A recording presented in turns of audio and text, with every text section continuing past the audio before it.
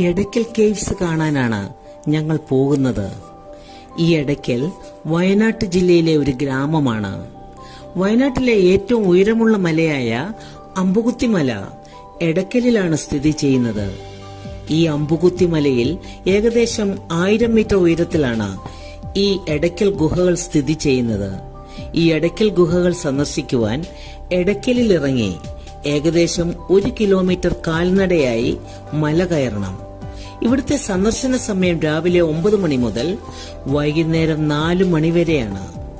ഈ എടയ്ക്കൽ ഗുഹകൾ മനുഷ്യനിർമ്മിതമല്ല, ഇത് പ്രകൃതി നിർമ്മിതമാണ്. ഏതോ ഒരു ഭൂകമ്പത്തിൽ മുകളിൽ നിന്ന് ഒരു വലിയ പാറ വന്നു വീണ് ഒരു മേൽക്കൂര തീർത്ത് ഗുഹയുടെ പ്രതീതി ജനിപ്പിക്കുന്നു എന്നേ ഉള്ളൂ. ഈ പാറയിൽ ചിത്രങ്ങൾ കൊത്തിയിട്ടിട്ടുണ്ട്. അങ്ങനെയുള്ള ആ ചിത്രങ്ങൾ സൂചിപ്പിക്കുന്നത് ശിലായുഗത്തിൽ സാംസ്കാരികമായി വളരെ ഉയർന്ന ഒരു ജനത ഇവിടെ ജീവിച്ചിരുന്നു എന്നതിന് തെളിവാണ് എന്നാണ്. മാത്രമല്ല, ക്രിസ്തുവിന് 6000 വർഷത്തോളം ഈ ഗുഹകളിലെ ചിത്രങ്ങൾക്ക് പഴക്കമുണ്ടെന്ന് പറയുന്നു. ബ്രിട്ടീഷുകാരനായ ഫ്രെഡ് ഫോസറ്റ് ആണ് തന്റെ നായാട്ടുകൾക്കിടയിൽ ഈ എടയ്ക്കൽ ഗുഹകൾ കണ്ടെത്തിയത്. ഈ എടയ്ക്കൽ ഗ്രാമത്തിന് ഏറ്റവും അടുത്തുള്ള പട്ടണം വയനാട്ടിലെ സുൽത്താൻ ബത്തേരിയാണ്.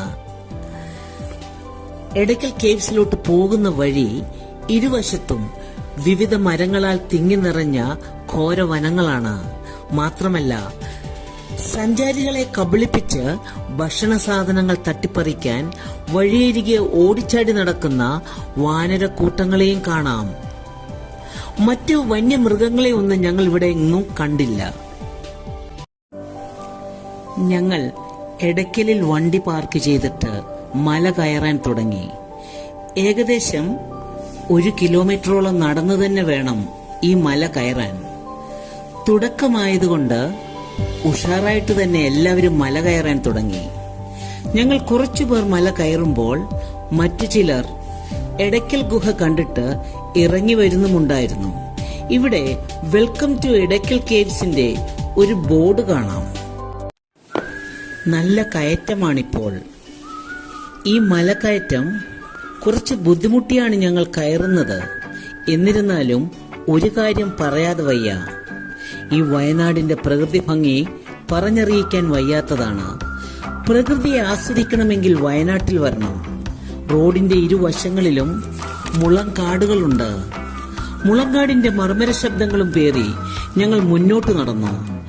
എന്നത്തെയും പോലെ ഇപ്പോഴും ഈ മുളങ്കാടിന്റെ മർമ്മര ശബ്ദങ്ങൾക്ക് ആരെയൊക്കെയോ സ്വാന്തനപ്പെടുത്താൻ ശ്രമിക്കുന്നത് പോലെ തോന്നി. ഈ മുളങ്കാടിന്റെ മർമ്മര ശബ്ദത്തിനോടൊപ്പം വിവിധ ഇനം പക്ഷികളുടെ കളകളാരവും തെല്ലെന്നൊതുങ്ങി കുണുങ്ങിമാറി ഒഴുകുന്ന കുഞ്ഞു കുഞ്ഞരുവികളും ആ അരുവിയിൽ നിന്നും ദാഹജലം കുടിക്കാനെത്തുന്ന ആ ദേശത്തെ പക്ഷിക്കൂട്ടങ്ങളെയും കൊണ്ട് വർണ്ണമനോഹരമാണ് വയനാടിന്റെ ഈ കാട്. ഈ കാട്ടിലൂടെയാണ് എടയ്ക്കൽ ഗുഹ തേടി ഞങ്ങൾ പോകുന്നത്. വയനാടിന്റെ പ്രകൃതി ഭംഗി എത്ര കണ്ടാലും മതിവരത്തില്ല. ഇത്രയും നാൾ ഇവിടെ വരാതെ പോയല്ലോ എന്ന് തോന്നിപ്പോയി. എടയ്ക്കൽ ഗുഹയിലോട്ട് പോകുന്ന റോഡിന്റെ ഇരുവശങ്ങളിലും വയനാടൻ പ്രൊഡക്ട്സ് വിൽക്കുന്ന ഷോപ്പുകൾ കണ്ടു. പ്രകൃതിദത്തമായ സാധനങ്ങളാണ് ഈ കടകളിൽ വിൽക്കുവാനുള്ളത്. കാപ്പിക്കുരു പൊടിച്ചു കൊടുക്കുന്നുണ്ട്. വയനാടിന്റെ മിക്ക ഭാഗങ്ങളിലും കാപ്പി കൃഷി കാണാമായിരുന്നു.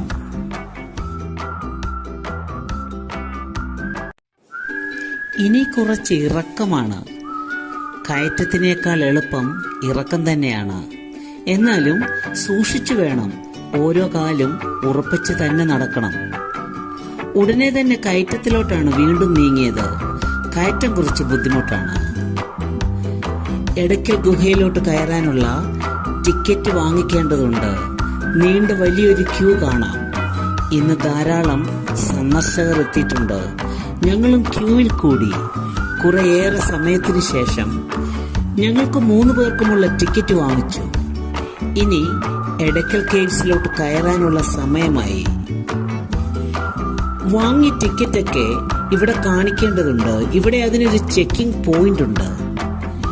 ടിക്കറ്റ് കാണിച്ച് ഞങ്ങളും മുന്നോട്ട് നീങ്ങി. കല്ലുപാകിയ വഴികളിൽ കൂടിയാണ് യാത്ര. കൈക്കുഞ്ഞുങ്ങളുമായി ഈ കല്ലുപാകിയ വഴികളിൽ കൂടിയുള്ള നടത്തം ഇത്തിരി റിസ്ക് ആണെങ്കിലും കുഞ്ഞുങ്ങളുമായി ഇതുവഴി വരികയും പോവുകയും ചെയ്തവർ ഒത്തിരി പേരാണ്.